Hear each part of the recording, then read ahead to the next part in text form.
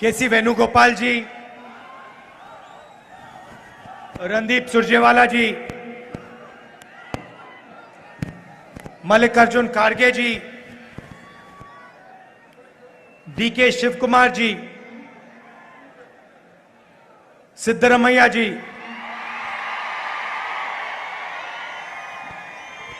Ashok Gehlot ji, Bhupesh Baghel ji, BK Hariprasad जी, दिग्विजय सिंह जी, वीरप्पा मोइली जी, Jairam Ramesh ji, MB Patil ji, Muniyappa जी, stage पे बाकी वरिष्ठ नेता, हमारे प्यारे कार्यकर्ता, भाई और बहनों, प्रेस के हमारे मित्रों, आप सबका यहां बहुत बहुत स्वागत, नमस्कार। खांडे जी, इट्स ओके, आप दैट्स ओके।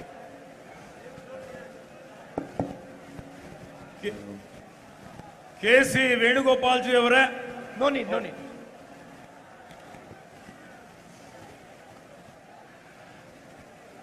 कुछ दिनों से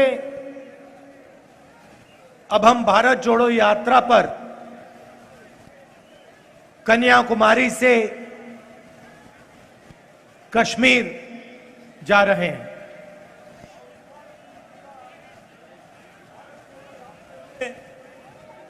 ಕಾಶ್ಮೀರದಿಂದ ಕನ್ಯಾಕುಮಾರಿವರೆಗೆ ಕಾಲ್ನಡಿಗೆಯಲ್ಲಿ ನಡೆಯುತ್ತಲಿದ್ದೇವೆ।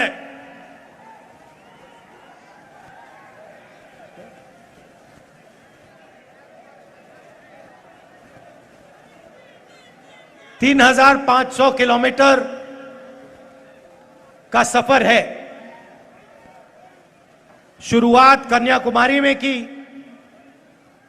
उसके बाद केरला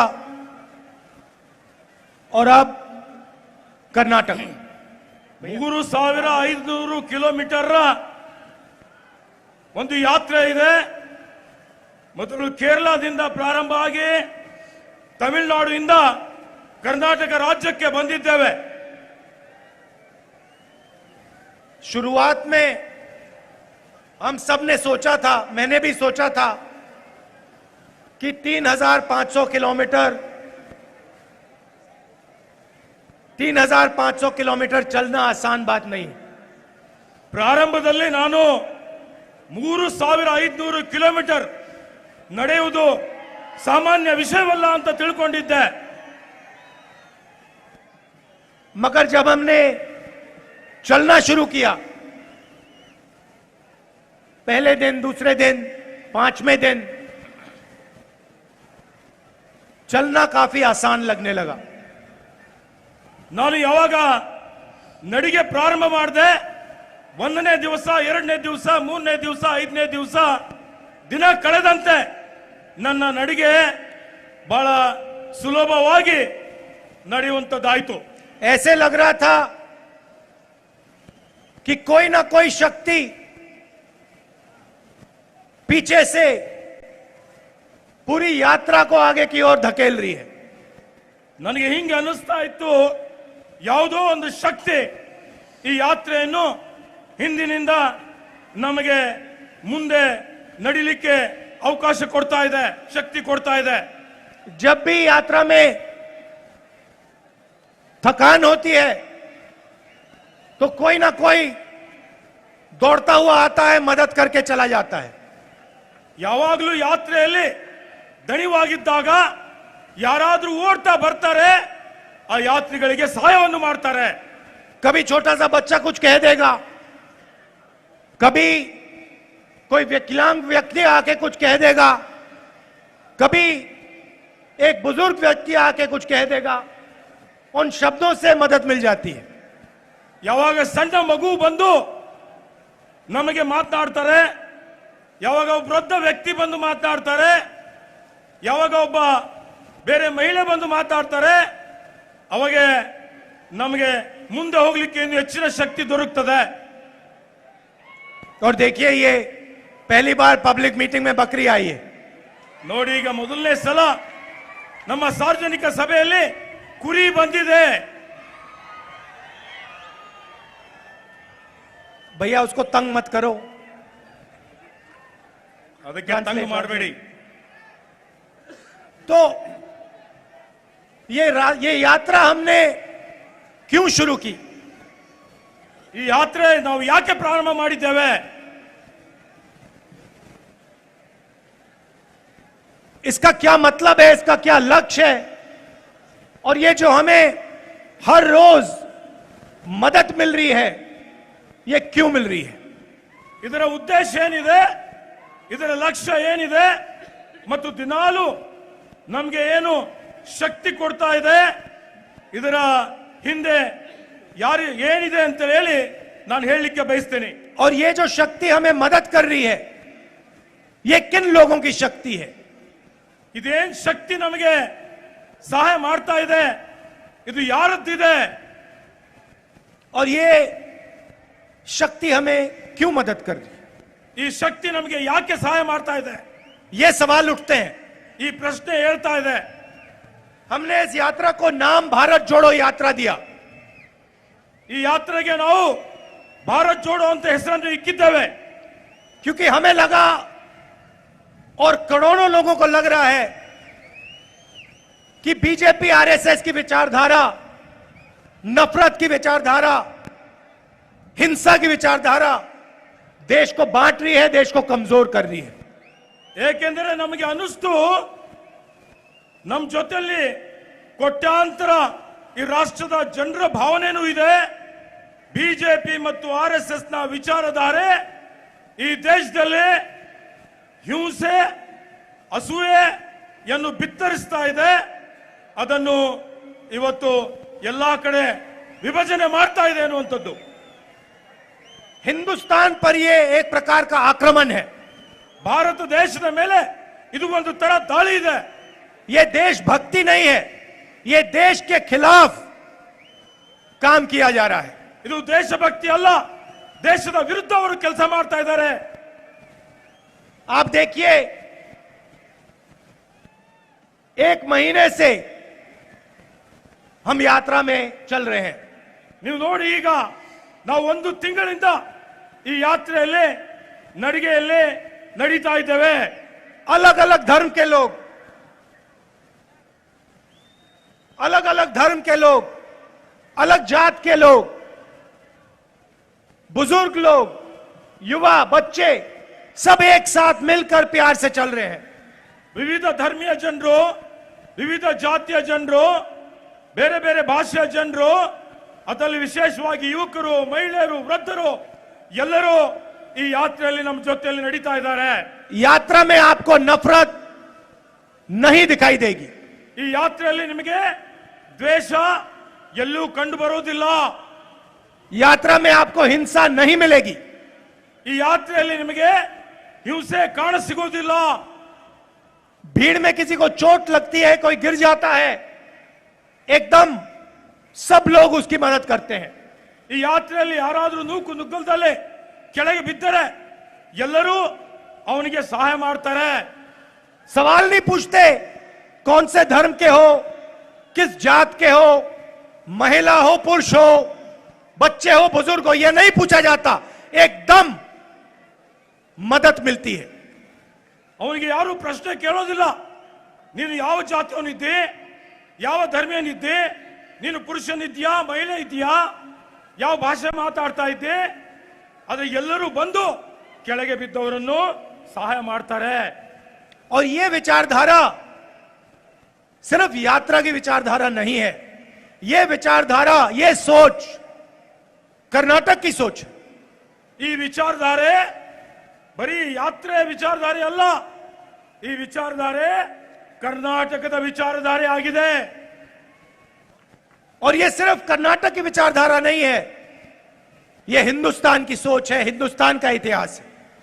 ಈ ವಿಚಾರಧಾರೆ ಬರೀ ಕರ್ನಾಟಕದ ಅಷ್ಟೇ ಅಲ್ಲ, ಇಡೀ ಭಾರತ ದೇಶದ ವಿಚಾರಧಾರೆ ಆಗಿದೆ। बसवना जी ने, अंबेडकर जी ने, नारायण गुरु जी ने यही बातें बोली थी। ಬಸವಣ್ಣನವರು, ಬಾಬಾ ಸಾಹೇಬ್ ಅಂಬೇಡ್ಕರ್ ಅವರು, ನಾರಾಯಣ್ ಗುರು ಅವರು ಇದೇ ವಿಚಾರಧಾರೆ, ಇದೇ ಪರಂಪರೆಯನ್ನು, ಇದೇ ತತ್ವವನ್ನು ನಮಗೆಲ್ಲರಿಗೆ ತಿಳಿಸಿದ್ದಾರೆ। और जो उन्होंने बोला था वो कर्नाटका की सड़क पे चलने में दिखाई देता है। ಅವರೇನು ಹೇಳಿದ್ರು ಅದು ಯಾತ್ರೆಯಲ್ಲಿ, ನಡಿಗೆಯಲ್ಲಿ ನಮಗೆ ಕಾಣಿಸ್ತಾ ಇದೆ। वो आपके दिल के अंदर है, आपके खून के अंदर है, उसको निकाला नहीं जा सकता। ಅದು ಕರ್ನಾಟಕದ ಜನರ ಹೃದಯದಲ್ಲಿದೆ, ಅದು ನಿಮ್ಮ ರಕ್ತದಲ್ಲಿದೆ, ಅದನ್ನು ಯಾರೂ ತೆಗಿಲಿಕ್ಕೆ ಸಾಧ್ಯ ಇಲ್ಲ। कितनी भी कोशिश कर लें ये लोग, 24 घंटे लगा लें, 50 साल लगा लें, ये आपके खून से, आपके डीएनए से नहीं निकाला जा सकता। ಯಾರು ಎಷ್ಟೇ ಪ್ರಯತ್ನ ಮಾಡಲಿ, ಎಷ್ಟೇ ಒತ್ತಡ ಹಾಕಲಿ, ಆದರೆ ಅವರಿಗೆ ನಿಮ್ಮ ಈ ಒಂದು ರಕ್ತದಿಂದ ಆ ವಿಚಾರಧಾರೆ ತೆಗಿಲಿಕ್ಕೆ ಸಾಧ್ಯ ಇಲ್ಲ। हम चल रहे हैं, भाईचारे के लिए चल रहे हैं, मगर यात्रा में 2-3 और मैसेजेस हैं। ನಾವು ನಡೀತಾ ಇದ್ದೀವಿ, ಸಹೋದರತ್ವಕ್ಕಾಗಿ ನಡೀತಾ ಇದ್ದೀವಿ, ಆದರೆ ಯಾತ್ರೆಯಲ್ಲಿ ಇನ್ನೂ ಕೆಲವೊಂದು ವಿಷಯಗಳಿದಾವೆ। यात्रा में चलते हुए मैं बहुत सारे युवाओं से मिला हूं। ಯಾತ್ರೆ ನಡಿಗೆಯಲ್ಲಿ ನಾನು ಬಹಳಷ್ಟು ಯುವಕರನ್ನು ಭೇಟಿಯಾಗಿದ್ದೇನೆ। कॉलेज में, यूनिवर्सिटी में पढ़ाई कर रहे हैं, स्कूल में पढ़ाई कर रहे हैं। ಕಾಲೇಜ್ನಲ್ಲಿ, ಶಾಲೆಯಲ್ಲಿ, ವಿಶ್ವವಿದ್ಯಾಲಯದಲ್ಲಿ ಅವರು ವಿದ್ಯಾಭ್ಯಾಸ ಮಾಡ್ತಾ ಇದ್ದಾರೆ। और मैं उनसे पूछता हूं, क्या करना चाहते हो? पढ़ाई कर रहे हो, क्यों कर रहे हो, बाद में क्या करोगे? ನಾನು ಅವರಿಗೆ ಪ್ರಶ್ನೆ ಕೇಳ್ತೀನಿ, ನೀವು ಮುಂದಿನ ಭವಿಷ್ಯದಲ್ಲಿ ಏನ್ ಮಾಡ್ಬೇಕಂತೀರಿ, ಈಗ ಏನ್ ಮಾಡ್ತಾ ಇದ್ದೀರಿ ಅಂತೇಳಿ ಹೇಳಿ।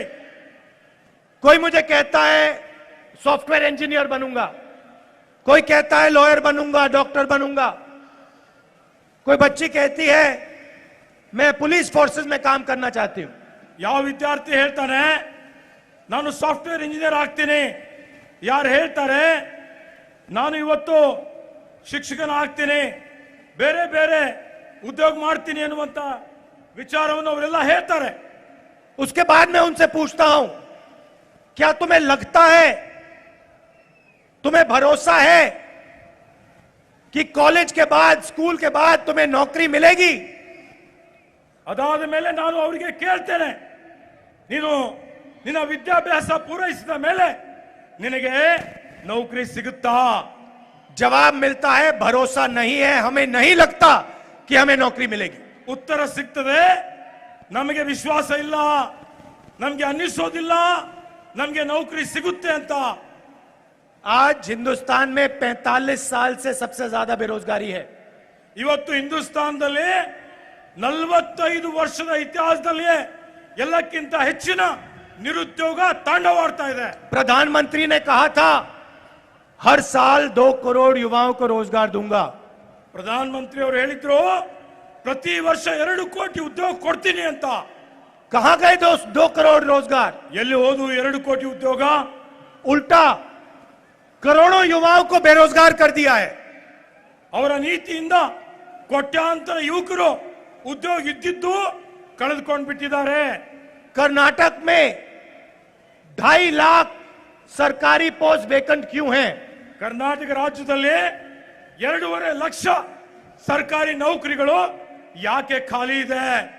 और प्रधानमंत्री की पॉलिसियों ने, नोटबंदी, जीएसटी और उन्होंने जो कोविड के समय किया, उसके कारण 12.5 करोड़ युवाओं रोजगार खो गए।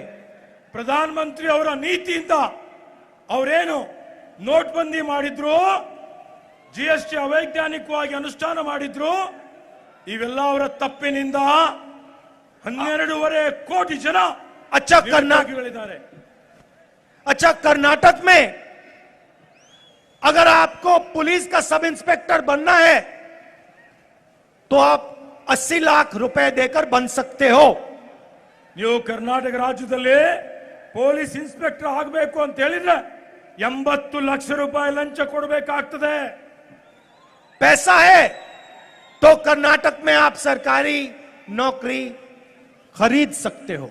ನಿಮ್ಮಲ್ಲಿ ದುಡ್ಡಿದ್ರೆ ಕರ್ನಾಟಕ ರಾಜ್ಯದಲ್ಲಿ ಸರ್ಕಾರಿ ನೌಕರಿ ನೀವು ಖರೀದಿ ಮಾಡಬಹುದು।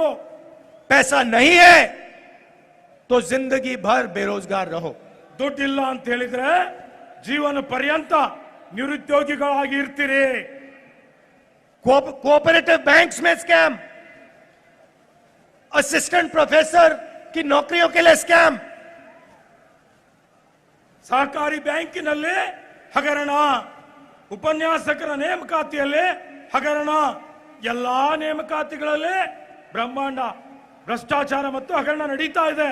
इसीलिए कर्नाटक की सरकार को 40% की सरकार नाम दिया गया है। ಆದುದರಿಂದಲೇ ಕರ್ನಾಟಕ ಸರ್ಕಾರಕ್ಕೆ 40% ಸರ್ಕಾರ, ಕಮಿಷನ್ ಸರ್ಕಾರ ಅಂತೂ ಬಿರುದು ಕೊಡಲಾಗಿದೆ। जो भी करवाना है 40% कमीशन देके करवाया जा सकता है। ಏನೇ ಕಾಮಗಾರಿ ಮಾಡಬೇಕಾದ್ರೂ 40% ಕಮಿಷನ್ ಕೊಟ್ಟು ಆ ಕಾಮಗಾರಿ ಮಾಡಿಕೊಳ್ಳಬೇಕಾಗ್ತದೆ। तो यात्रा बेरोजगारी का मुद्दा उठाने के लिए भी हमने की है। ಈ ಯಾತ್ರೆ ನಿರುದ್ಯೋಗದ ಸಮಸ್ಯೆ ಜನರ ಗಮನಕ್ಕೆ ತರಲಿಕ್ಕೆ, ಅದನ್ನು ವಿಷಯವನ್ನು ತೆಗೆದುಕೊಳ್ಳಲಿಕ್ಕೆ ಯಾತ್ರೆ ಪ್ರಾರಂಭ ಮಾಡಿದ್ದೇವೆ। And as if unemployment is not enough, as if hatred and violence is not enough, you are faced with the highest prices you have ever been faced with. ಇವತ್ತು ಬರೀ ನಿರುದ್ಯೋಗ ಅಷ್ಟೇ ಅಲ್ಲ, ಹಿಂಸೆ ಅಷ್ಟೇ ಅಲ್ಲ, ಇವತ್ತು ದೇಶದಲ್ಲಿ ಎಲ್ಲಕ್ಕಿಂತ ಹೆಚ್ಚಿನ ಒಂದು ಬೆಲೆ ಏರಿಕೆ ಇದೆ। Prices keep rising. ಇವತ್ತು ಬೆಲೆ ಏರಿಕೆ ಗಗನಕ್ಕೇರಿದೆ, They don't stop. ಅದು ನಿಲ್ಲಕ್ಕೆ ತಯಾರಿಲ್ಲ। The Prime Minister in his speeches used to say, cylinders cost 400 rupees. Pradhan Mantri ಅವರ ಭಾಷಣದಲ್ಲಿ ಹೇಳ್ತಾ ಇದ್ರು, ಗ್ಯಾಸ್ ಸಿಲಿಂಡರ್ 400 ರೂಪಾಯಿಗೆ ಕೊಡ್ತೀವಿ ಅಂತ ಹೇಳಿ। In every speech he used to explain how our mothers and sisters are suffering because gas cylinders cost 400 rupees. ಪ್ರತಿಯೊಂದು ಅವರ ಸಾರ್ವಜನಿಕ ಸಭೆಯಲ್ಲಿ ಅವರು ಹೇಳ್ತಾ ಇದ್ರು, ನಮ್ಮ ತಾಯಂದಿರು, ನಮ್ಮ ಹಿರಿಯರು, ಬಡವರು ಎಲ್ಲರೂ 400 ರೂಪಾಯಿ ಸಿಲಿಂಡರ್ ಬೆಲೆ ಇದ್ದಾಗ ಅದರಿಂದ ಅವರಿಗೆ ಕಷ್ಟ ಆಗ್ತಾ ಇದೆ। Today that same cylinder costs 1000 rupees. ಇವತ್ತು ಅದೇ ಸಿಲಿಂಡರ್ 1000 ರೂಪಾಯಿ ಇವತ್ತು ಅದರ ದರ ಇದೆ। Why doesn't the Prime Minister explain what our mothers and sisters are supposed to do now? ಪ್ರಧಾನ ಮಂತ್ರಿಗಳು ಯಾಕೆ ಇವತ್ತು ಈ ದೇಶಕ್ಕೆ ಅವರು ಉತ್ತರ ಕೊಡಬೇಕಾಗಿದೆ? ನಮ್ಮ ಅಕ್ಕ ತಂಗಿಂದಿರು, ಅಣ್ಣ ತಮ್ಮಂದಿರಿಗೂ ಇವ್ರೇನ್ ಹೇಳ್ತಾರೆ, ಅವ್ರೇನ್ ಸಫರ್ ಆಗ್ತಾ ಇದ್ದಾರೆ, ಅದಕ್ಕೆ ಯಾರು ಕಾರಣ ಅಂತ ಹೇಳಿ। The prices of petrol and diesel are the highest we have seen in a very long time. Petrol ಮತ್ತು ಡೀಸೆಲ್ ಬೆಲೆ ಇಡೀ ಇತಿಹಾಸದಲ್ಲಿ ಎಲ್ಲಕ್ಕಿಂತ ಹೆಚ್ಚಿನ ಬೆಲೆ ಏರಿಕೆ ಆಗಿದೆ। So on one side you're hit by unemployment, on the other side you're hit by high prices and you're being squeezed in between. ಒಂದು ಕಡೆ ನಿಮಗೆ ನಿರುದ್ಯೋಗ ಇದೆ, ಇನ್ನೊಂದು ಕಡೆ ನಿಮಗೆ ಬೆಲೆ ಏರಿಕೆ ಇದೆ, ಎರಡರ ನಡುವೆ ನೀವು ಇವತ್ತು ಸ್ಕ್ವೀಸ್ ಆಗ್ತಾ ಇದ್ದೀರಿ। Throughout my walk I have been meeting farmers. ನನ್ನ ಸಂಪೂರ್ಣ ಕಾಲ್ನಡಿಗೆಯಲ್ಲಿ ನಾನು ರೈತರನ್ನು ಭೇಟಿ ಆಗ್ತಾ ಇದ್ದೇನೆ। And every single farmer I meet, I ask him about his situation. ನಾನು ಭೇಟಿಯಾದ ಎಲ್ಲಾ ರೈತರಿಗೆ ಅವರ ಕೃಷಿ ಉತ್ಪನ್ನಗಳ ಬಗ್ಗೆ ಕೇಳಿದ್ದೇನೆ। I ask him how much money he puts into his farm. ನಾನು ರೈತರಿಗೆ ಕೇಳಿದ್ದೇನೆ, ಅವನು ಕೃಷಿ ಉತ್ಪಾದನೆ ಮಾಡಲಿಕ್ಕೆ ಎಷ್ಟು ಖರ್ಚು ಮಾಡ್ತಾನೆ। And then I ask him or her how much money she gets out of her farm. ನಾನು ಆಮೇಲೆ ಅವನಿಗೆ ಕೇಳ್ತೇನೆ, ಕೃಷಿ ಉತ್ಪಾದನೆ ಆಗಿದ ಮೇಲೆ ಅವನಿಗೆ ಎಷ್ಟು ಹಣ ಬರ್ತದೆ। And it is very obvious that farmers simply cannot make money without help. ಇದು ಎಲ್ಲರಿಗೂ ತಿಳಿದಿರೋ ವಿಷಯವಾಗಿದೆ। ಸರ್ಕಾರದ ಸಹಾಯ ಇಲ್ಲದೆ ರೈತರಿಗೆ ಲಾಭ ಆಗಲಿಕ್ಕೆ ಸಾಧ್ಯನೇ ಇಲ್ಲ। And instead of helping the farmer, for the first time India's farmers have to pay GST. ರೈತರಿಗೆ ಸಹಾಯ ಮಾಡೋದು ಬಿಟ್ಟು ಇವತ್ತು ದೇಶದ ಇತಿಹಾಸದಲ್ಲಿ ಕೃಷಿ ಉತ್ಪನ್ನಗಳ ಮೇಲೆ ಜಿಎಸ್ಟಿ ತೆರಿಗೆ ದರ ಹಾಕಿದ್ದಾರೆ. They have to pay 5% GST on fertilizers, ಅವರು 12% GST on tractors, 18% GST on pesticides. 5% GST ಗೊಬ್ಬರದ ಮೇಲೆ ಹಾಕಿದ್ದಾರೆ.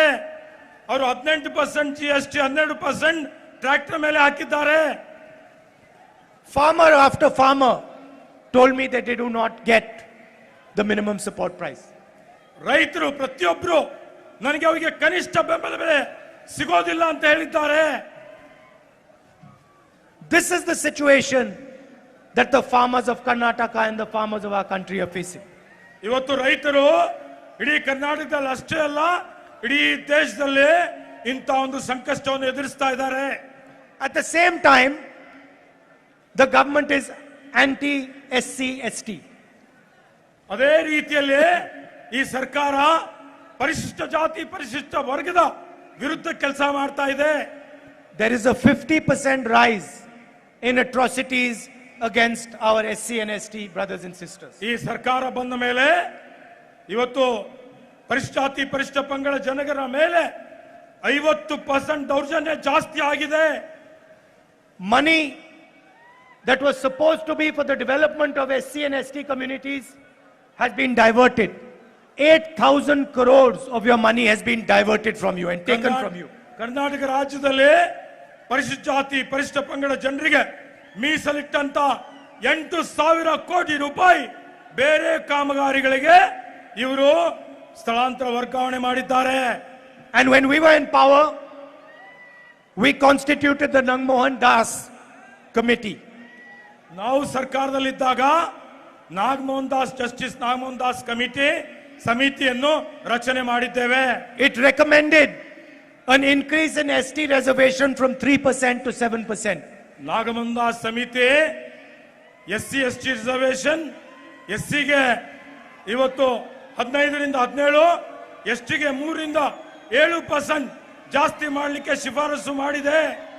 And SC reservation from 15% to be increased to 17%.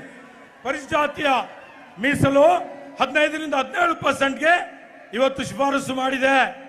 Why is the BJP government refusing to implement this? BJP ಸರ್ಕಾರ ಇದನ್ನು ಯಾಕೆ ಅನುಷ್ಠಾನ ಮಾಡ್ತಾ ಇಲ್ಲ, ಯಾಕೆ ವಿಳಂಬ ಮಾಡ್ತಾ ಇದೆ? The BJP government in Karnataka should stop making excuses and should implement this at once. BJP ಸರ್ಕಾರ ಯಾವುದೇ ಒಂದು ರೀತಿಯ ಎಕ್ಸ್ಕ್ಯೂಸ್ ಹೇಳದೆ ಬಹಾನ ಹೇಳದೆ ತಕ್ಷಣವೇ ಜಾರಿ ಮಾಡಬೇಕು ಅಂತ ಒತ್ತಾಯ ಮಾಡ್ತೇನೆ. I would also like to remind you that it was the BJP that said Article 371 could not be carried out. ಬಂಧುಗಳೇ, ಈ ಭಾಗ ಕಲ್ಯಾಣ ಕರ್ನಾಟಕ ಭಾಗ ಬಿಜೆಪಿ ಸರ್ಕಾರ ಇದ್ದಾಗ ವಿಶೇಷ ಸ್ಥಾನಮಾನ ಕೊಡಬೇಕು ಅನ್ನಂತ ಸಂದರ್ಭದಲ್ಲಿ ಅದನ್ನು ಅವರು ತಿರಸ್ಕಾರ ಮಾಡಿದ್ರು. Both Mr. Vajpayee and Mr. Advani refused to do it. Vajpayee ಅವರು ಮತ್ತು ಅಡ್ವಾಣಿ ಅವರು ನಮ್ಮ ಪ್ರಸ್ತಾವನೆ ತಿರಸ್ಕಾರವನ್ನು ಮಾಡಿದ್ರು. And it was the Congress party that gave you 371. Congress ಪಕ್ಷ ಸರ್ಕಾರ ಇದ್ದಾಗ 371 ಅನುಚ್ಛೇದ ತಿದ್ದುಪಡಿ ತಂದು ಈ ಭಾಗಕ್ಕೆ ವಿಶೇಷ ಸ್ಥಾನಮಾನ ಕೊಡಲಾಗಿದೆ. And we gave it to you because we recognized that you were struggling. ನಾವು ಇದನ್ನು ಕೊಟ್ಟಿದ್ದೇವೆ ಯಾಕೆಂದ್ರೆ ನೀವು ಬಹಳ ಕಷ್ಟವನ್ನು ಅನುಭವಿಸ್ತಾ ಇದ್ದೀರಿ, ಇದು ಅಭಿವೃದ್ಧಿ ಆಗದೇ ಇರುವಂತಹ ಪ್ರದೇಶ ಇದೆ ಅಂತ. And the result has been thousands and thousands of youngsters have got an opportunity, have got employment. ನಾವು 371 ಕಲಂ ತಿದ್ದುಪಡಿ ಮಾಡಿದಕ್ಕಾಗಿ ಸಾವಿರಾರು ಜನರಿಗೆ ಇವತ್ತು ಸರ್ಕಾರಿ ನೌಕರಿಯಲ್ಲಿ ಉದ್ಯೋಗ ಸಿಕ್ಕಿದೆ. Thousands of crores of rupees has been spent on development of this area. ಸಾವಿರಾರು ಕೋಟಿ ರೂಪಾಯಿ ವಿಶೇಷ ಅನುದಾನ ಈ ಭಾಗದ ಅಭಿವೃದ್ಧಿಗಾಗಿ ಬಂದಿದೆ.